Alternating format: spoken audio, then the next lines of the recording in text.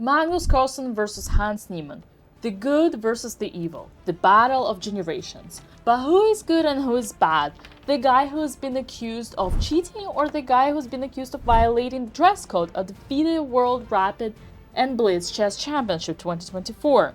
Well, this is the unique opportunity for us to see the matchup happening in real life between Magnus and Hans, and I was the witness. So in this video, I'm gonna bring you my take on this game as well as on all the current drama, because there's been a lot of drama, as you know. And so the first game of the semifinals of the Blitz Chess Championship finished in a draw, but the second game actually was quite epic, with Magnus Carlsen walking right into the mate in one by Hans, and that's how we shall start this video. And so this is game number 3 of the quarterfinals of the FIDE World Blitz Chess Championship. Magnus Carlsen with white pieces. Remember, he's down 1 point, so he needs to score back. And he starts with 1d4. Hans replies knight f6, bishop f4, London. Very interesting. Hans goes d5, e3. Hans taking a breath to think what's going on. I'm watching this all live. You can see me right there. And bishop f5. Magnus goes c4. Very interesting choice. e6, knight c3. Hans is thinking, very interesting choice to fight for a win when you need one. Knight d7, knight f3. All right. Hans is confident. Bishop to b4. Okay, very interesting. I've never seen this line, to be honest. Magnus is thinking, he's relaxed. Up. He took the queen into his hands. Is that a sign of confidence as well? Bishop e2. Okay. Short castle quick, replied Hans. Short castle from Magnus. Hans is thinking again. What shall he do? Up. Where is he going? What is he trying to do? Magnus is wearing jeans, as you might have noticed. Not only Magnus is wearing jeans on the bottom, but he's also wearing jeans on the top. h6. Okay. Okay, very interesting. Queen to b3, attacking the bishop. Bishop takes c3, giving away the bishop. B takes c3. b6 goes Hans. And c takes d4. Pawn takes d4. Now c4, taking the center. Oh, Magnus is about to sleep. No, he is not. Bishop e6. That's standard Magnus body language when he is playing. Okay. So far, rook c1 and c5 and rook d1, replies Magnus. Hans is thinking so far. Hans is playing pretty fast, but Magnus is ahead on the clock. Queen e7. Ooh, this is a big angle now. Back to the game. And by the way, big shout out and thanks to ICC for providing the footage for this game. D takes c5, knight takes c5, attacking the queen. Okay. Magnus is thinking. The queen is attacked. Queen to b2. How is he gonna take the important score? And this is the last white game, so he needs to have it all here right now. Rook to f to d8. C takes d5.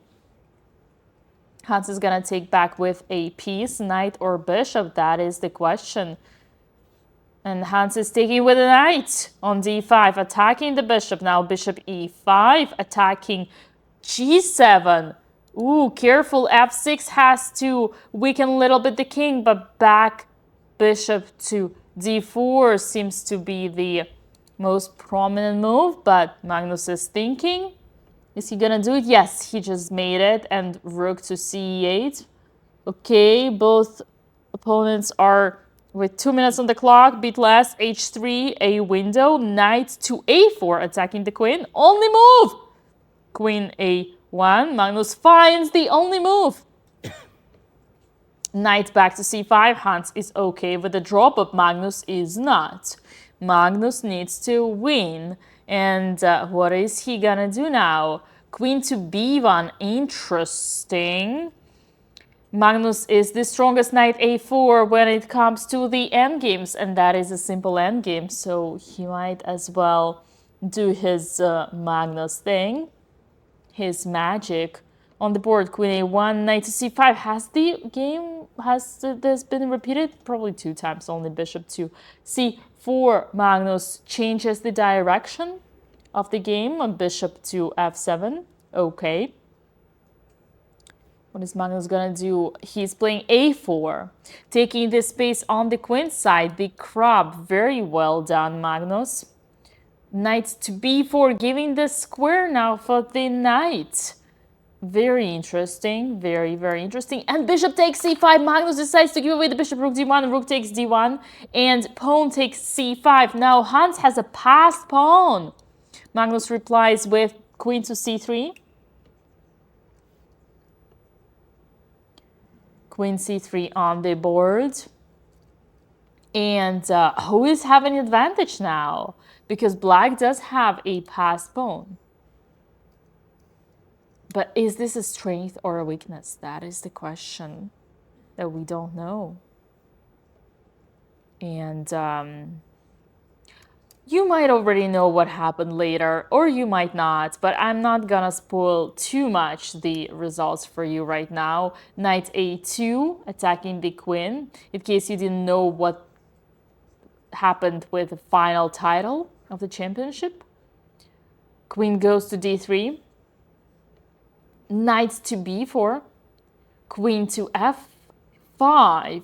You know, this is pretty harsh, but it often happens in chess. When you are trying to play for a draw, you are getting punished. And that's what's happening right now with Hans. He's repeating his moves, trying to show that draw is okay. But Magnus is improving his position step by step. Now Hans is getting lower on the clock.